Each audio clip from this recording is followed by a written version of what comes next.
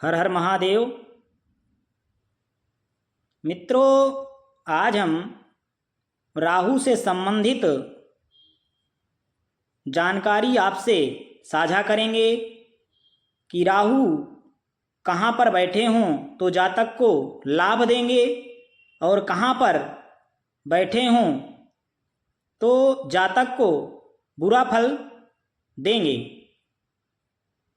राहु देखिए, अगर अपने महादशा में हो या वर्ष आपकी उम्र में 42 या 43 वर्ष में आपको लाभ भी करवा सकते हैं और आपको उस समय बुरा कष्ट भी दे सकते हैं यदि शुभ स्थिति में नहीं है।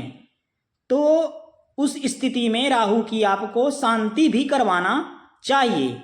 मान लीजिए कि तृतीय और षष्ठ 11वें भाव में राहु बैठे हों तो जातक को उच्च पद में या राजा बना देते हैं। किसी भी जातक की पत्रिका में यदि तृतीय, षष्ठ और 11वें भाव में राहु बैठे हैं तो उस जातक को अपनी महादशा में राजा या उच्च अधिकारी बना देते हैं राहु। मान लीजिए राहु आपके 9वें भाव में बैठे हों या उनकी महादशा चल रही हो तो उस जातक को राहु बर्बाद कर देते हैं। जातक को शराबी बना देंगे, अनेकों प्रकार की उसमें बुराइयां आ जाएंगी और वह जातक रात दिन बाहर घूमता रहेगा और वह अपने परिवारजन से भी अलग हो जाएगा। ऐसी स्थिति में उस जातक को शनिवार का व्रत करना चाहिए और भगवान शिव को शनिवार के दिन उसको नारियल फल चढ़ाना चाहिए।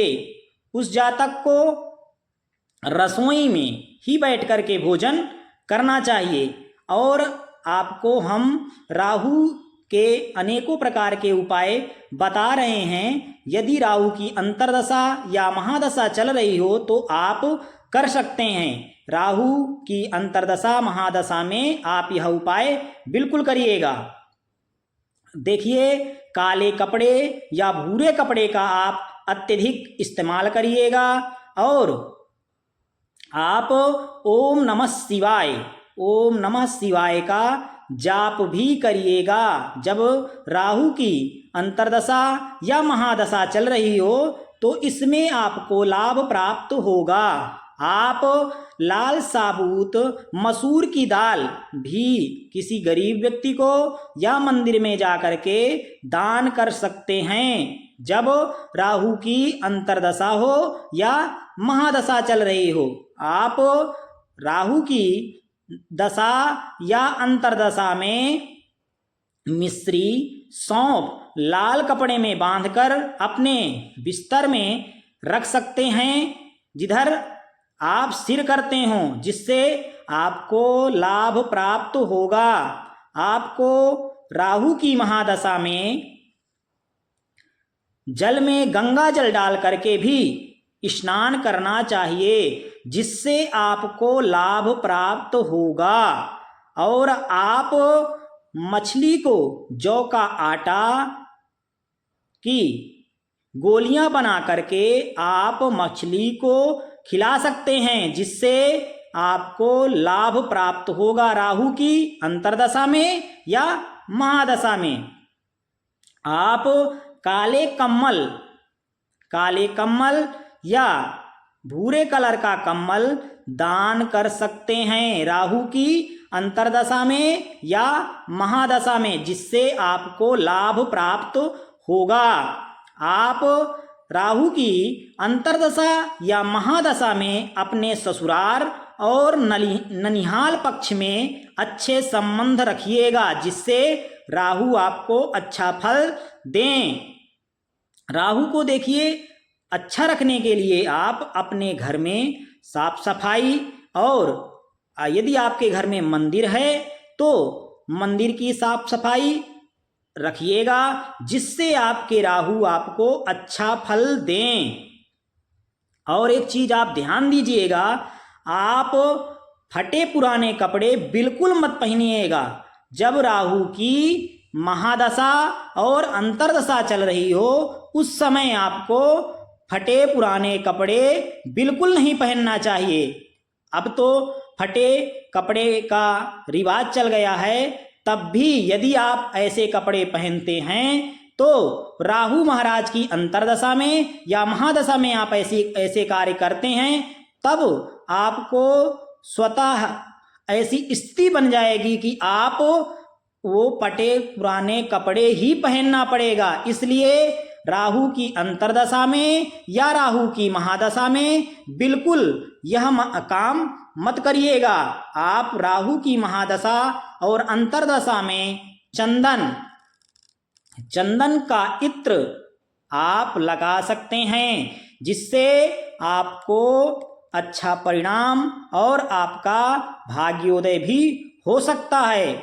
ठीक है। और देखिए, राहु की अंतर्दशा महादशा में आप अच्छे कपड़े, अच्छे जूते और अच्छी चीज़ों का इस्तेमाल करिएगा। साफ सफाई का विशेष ध्यान दीजिएगा, जिससे राहु आपको कभी परेशान नहीं कर पाएगा। हर हर महादेव। हम आपसे आज केतु के बारे में चर्चा करेंगे कि केतु आपकी कुंडली में शुभ हैं या अशुभ। यदि अशुभ हैं तो उसके उपाय भी हम आपसे साझा करेंगे और आप वह करके आप केतु से छुटकारा पा सकेंगे। जिन जातकों की उम्र 48 या 49 वर्ष है या केतु की महादशा चल रही है, उन जातकों के लिए यदि केतु शुभ हैं तो अच्छे परिणाम देंगे, और यदि अशुभ हैं तो उन जातकों को अवश्य केतु का बुरा प्रभाव देखने को मिल रहा होगा। अतः आपको उस समय राहु के और केतु के उपाय अवश्य करने चाहिए। केतु यदि लग्न में हो तो जातक को सर से संबंधित रोग उत्पन्न करते हैं, और यदि द्वितीय भाव में केतु बैठे हों तो परिवार छोटा कर देते हैं, और केतु यदि तृतीय भाव में हो तो जातक का भाग्योदय भी कर देते हैं। मान लीजिए किसी जातक के केतु यदि तृतीय भाव में बैठे हैं तो उसका भाग्योदय अपनी महादशा में अवश्य कर देंगे।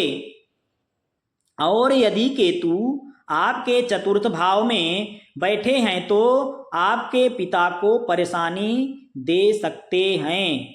और आपके केतु यदि पंचम भाव में बैठे हैं तो संतान को लेकर आपको दिक्कत हो सकती है।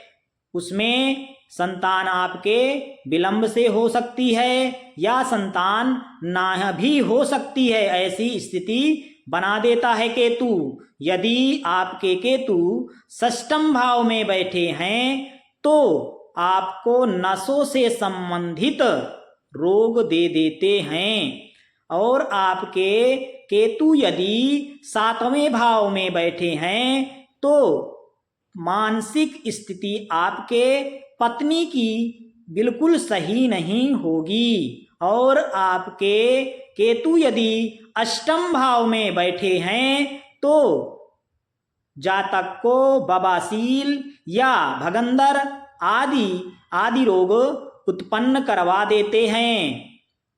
आपके केतु यदि नवम भाव में बैठे हैं तो आपको खूब धर्म कर्म करने का अवसर प्राप्त होगा।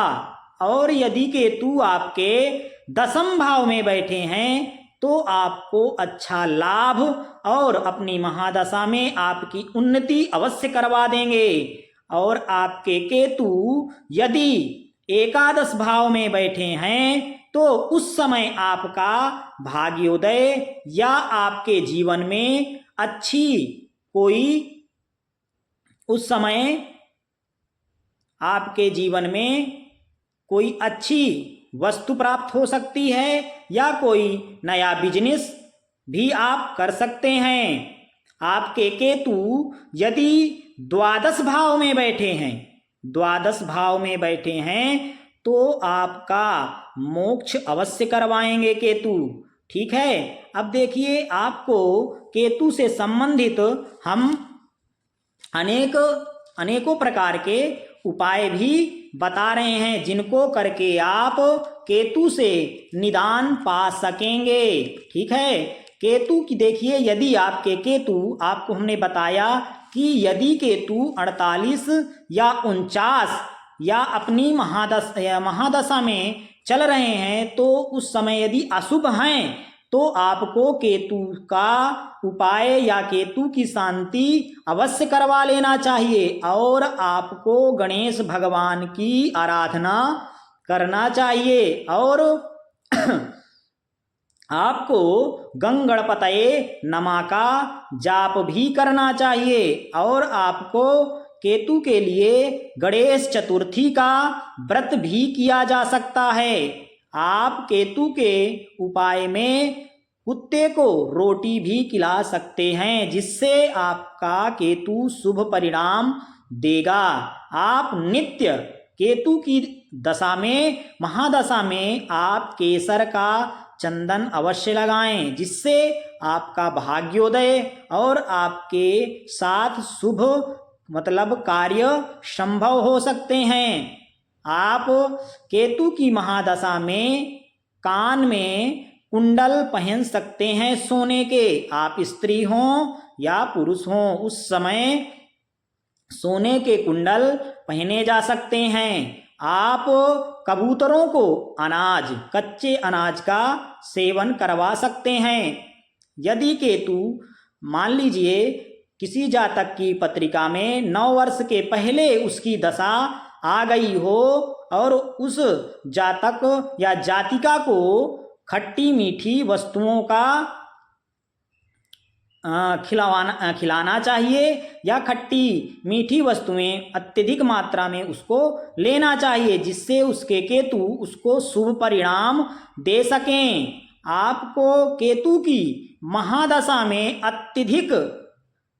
अत्यधिक भगवान शिव की आराधना करना चाहिए जिससे आपके केतु आपके जीवन में बुरा प्रभाव ना डाल पाएं।